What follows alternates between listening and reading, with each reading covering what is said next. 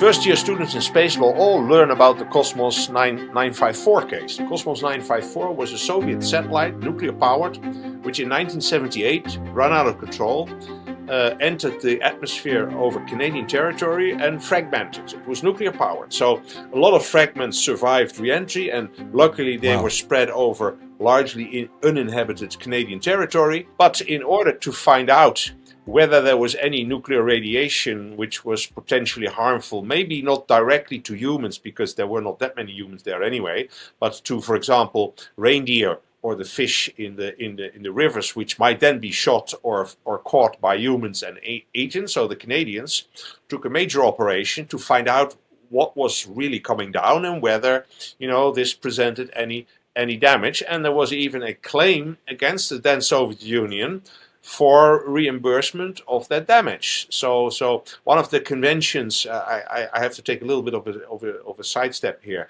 One of the conventions that followed the 1967 Outer Space Treaty is the Liability Convention. 5 years later, the Outer Space Treaty had already a very basic general article on the liability for damage caused by space objects, and the Liability Convention then elaborated that. It included Canada and the Soviet Union, and it meant that if you could point to the launching state of a satellite doing damage to your territory, in this case Canada, and it was clear that it was a Soviet satellite, the Soviet Union had to pay for all the damage that was caused.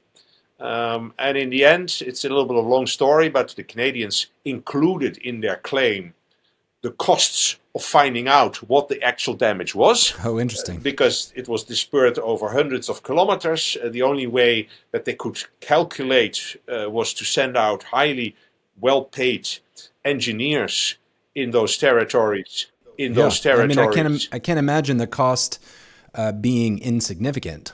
Yeah, it cost millions, I can tell you. And part of that was, and the Russians then said, well, it's your problem that you hired these expensive US atomic engineers to find out, to run around with their Geiger tellers to find out how bad the nuclear... We would have loved to give you our Russian experts for free. Well, thank you very much, said Canada. I mean, this was kind of the political discussion there. So, to cut a long story short, the Canadians asked for compensation of more than 9 million Canadian dollars. The Russians and the Soviet Union at the end agreed to pay a little over 3 million of that, and Canadians said, okay, thank you very much, that's it then. But that's a completely peaceful thing, and that can happen again, of course, sure. Franz, I have to ask, did they include their legal bills? No. Not included, okay. I don't think so. No, the Russians actually said, and that's a little bit of a trick, they said, well, we're not paying because we think we are liable, but we are paying because we are such good international citizens. They call it ex gratia, out of the goodness of our hearts. Now, of course, that's just a political ruse.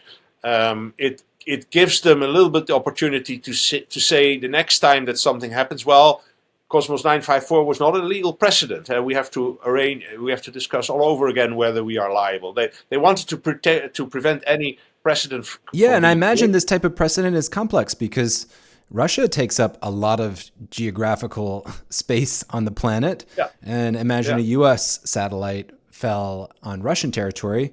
They might want to claim the right to similar damages. Absolutely. Yeah, and they would be entitled to do that. Now, to my knowledge, this Kosmos 954 accident is the only case that where that actually happened. But it is true that the Russians, would be even more likely to be hit by a satellite running out of control. And actually, you may recall 15 years ago, there was a satellite called the USA 193.